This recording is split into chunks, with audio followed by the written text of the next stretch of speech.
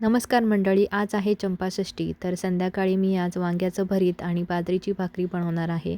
तर माझ्याकडे असे छोटेसे वांगे होते. आता आपल्या भारतासारखे इथे वांगे तर मिळत नाही. तर मी हे छोटे वांगे आपले गॅसवरती भाजून घेतले. चुलीवरती भाजणार होते, पण बाहेर पाऊस येत होता, त्याच्यामुळे मला चुलीवरती भाजता आलं नाही.